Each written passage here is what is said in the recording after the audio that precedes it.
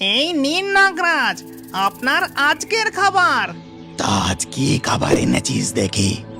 এ মা, এই যে চড়ুই পাখির ডিম! ছ্যা ছ্যা, এদিকে সারাদিন আমার পেট খিদের জ্বালায় চলে যাচ্ছে, আর তোরা কিনা শেষকালে নিয়ে এলি এই চড়ুই পাখির ডিম।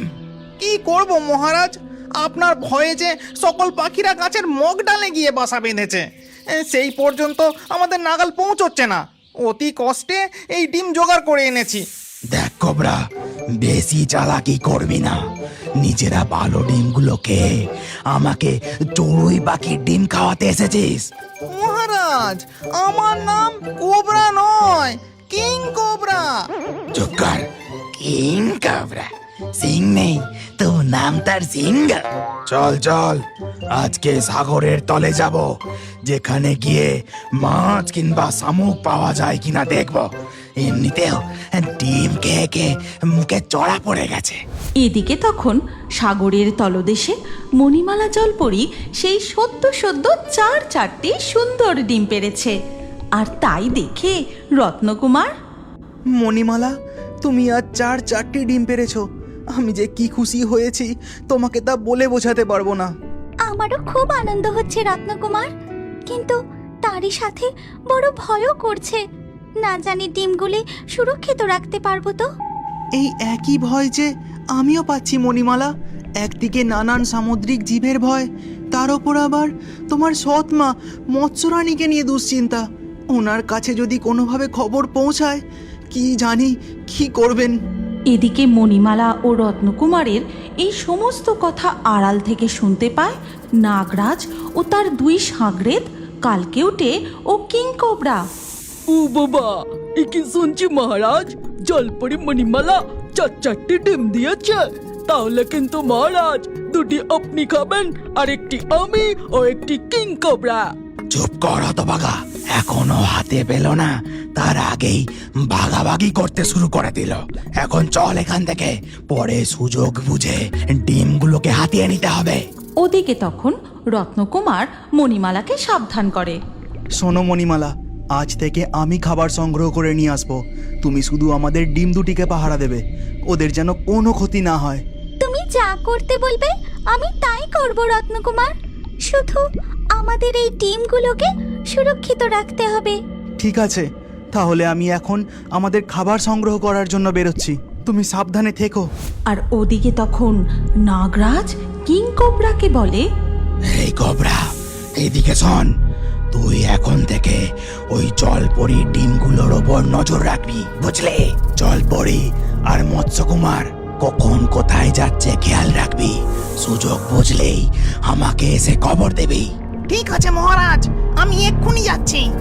এই কথা বলে কিংকোবরা সেখান থেকে চলে যায় মণিমালার ডিমগুলোর উপর নজর রাখতে। ওদিকে তখন রত্নকুমার সাগরের তলদেশে ঘুরে ঘুরে নানান রকম খাবার সংগ্রহ করতে থাকে। আর এদিকে আমার সোনারা, যেদিন তোরা ডিম ফুটে বেরিয়ে আসবে, সেদিন তোদের আমি খুব খুব আদর করব, আমার সোনা বাচ্চারা। এখন তোদের সাথে সাথে আমিও একটু বিশ্রাম নিয়ে নিই।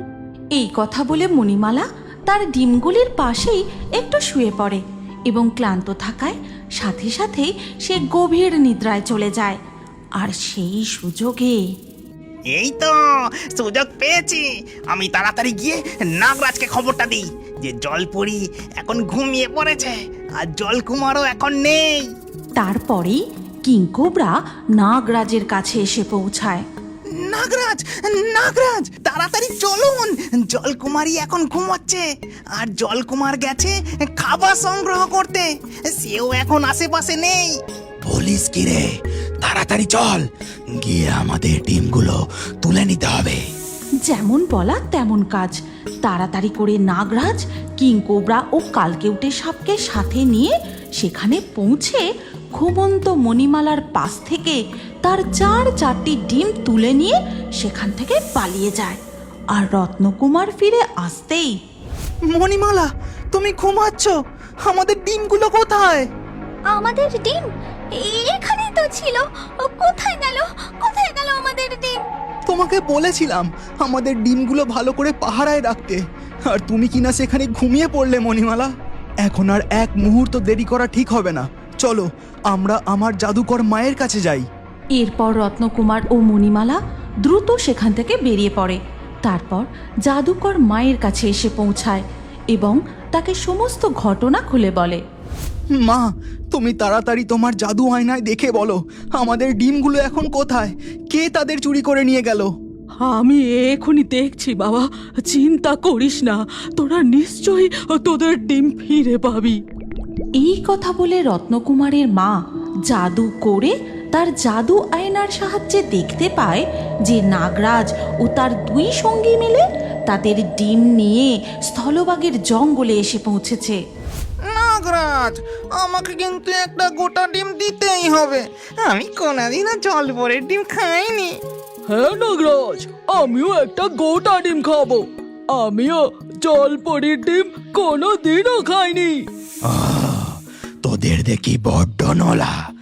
যা, এই একটা ডিম নিয়ে তোরা দুজন ভাগাভাগি করে খেগে যা। না না নাগরাজ, আমরা গোটা ডিম খাবো, নইলে আপনাকেও আমরা একটাও ডিম খেতে দেবো না। ডিম নিয়ে জলপরীকে ফেরত দিয়ে আসবো বলে দিলাম। এদিকে যখন তারা ডিম নিয়ে ঝগড়া করতে ব্যস্ত, ওদিকে ততক্ষণে রত্নকুমার ও মণিমালা তাদের ডিম উদ্ধারের জন্য রওনা দিয়ে দিয়েছে।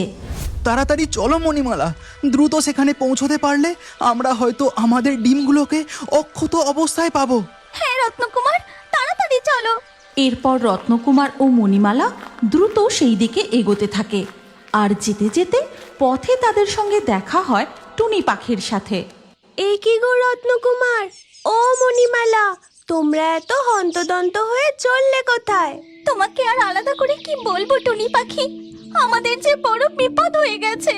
বলো কি, কি হয়েছে তোমাদের? আমাকে পুরো ঘটনাটা খুলে বলো। এরপর রত্নকুমার টুনি পাখিকে সমস্ত ঘটনাটা খুলে বলে।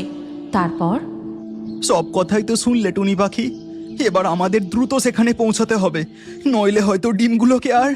না না, তোমরা আর দেরি করো না, তাড়াতাড়ি সেখানে যাও, আমিও দেখছি কি করতে পারি। এরপর রত্নকুমার ও মণিমালা সেই দিকে এগিয়ে যায়। টুনি পাখিও উড়ে গিয়ে পৌঁছায় এক। সাপুরে, ও সাপুরে, তুমি কি গুহায় আছো? কে কে ডাকছে আমায়? ও টুনি পাখি, তা টুনি পাখি কি হয়েছে তোমার? সাপুরে, তোমার জন্য একটা দারুণ খবর আছে। আমি এই মাত্র দেখে এলাম, জঙ্গলের গভীরে কিং কোবরা, কালকেউটে, এমনকি ইচ্ছাধারী নাগ একসঙ্গে বসে গল্প করছে। বলিস কি? ঠিক করে বলতো, কোথায় এখন তারা আছে? নাগরাজ তার দুই সঙ্গীকে নিয়ে জঙ্গলের ঠিক মাঝখানে রয়েছেন। তাহলে তুই আমাকে পথ দেখিয়ে সেখানে নিয়ে চল। বেটা চোর সাপের দল, আজ ওই তিনটেকেই আমি আমার ঝোলায় ভরবো। ততক্ষণে রত্নকুমার ও মণিমালা নাগরাজের কাছে পৌঁছে একটু আড়াল থেকে সমস্ত কিছু দেখতে থাকে। ওদিকে তখন টুনি পাখি। সাপুরে মশাই, আপনি এখান থেকেই বিন বাজানো শুরু করুন। কিন্তু ওরা এত দূর থেকে আমার বিনের আওয়াজ শুনে পালিয়ে যাবে যে। না না, পালাবে কেন, বরঞ্চ বিনের সুরের তালে তালে মোহিত হয়ে নাচতে থাকবে। এই কথা শুনে সাপুরে তার বিন বাজাতে বাজাতে সেই দিকে এগিয়ে যেতে থাকে। নাগরাজ, সাপুরে আসছে মনে হচ্ছে, শিগগিরই এখান থেকে পালান, নয়তো আমাদের তিনটেকেই ঝোলায় ভরবে। ওই সাপুরে খবর পেল কি করে? ওহো, আজ আর আমাদের জলপরের ডিম খাওয়া হলো না দেখছি। আরে রাখ তো ডিম, আগে প্রাণ বাঁচা। চল এখান থেকে শিগগিরই পালাই। এই কথা বলেই নাগরাজ, কালকেউটে ও কিংকোবরা সেখান থেকে পালিয়ে যায়। আর সাথে সাথেই মণিমালা ও রত্নকুমার আড়াল থেকে বেরিয়ে তাদের চারটি ডিম তুলে নেয়। তারপর তারাও সেখান থেকে দ্রুত চলে যায়। এবার চলো মণিমালা, এক মুহূর্ত এখানে নয়, আর এবার থেকে আমাদের আরো সতর্ক থাকতে হবে।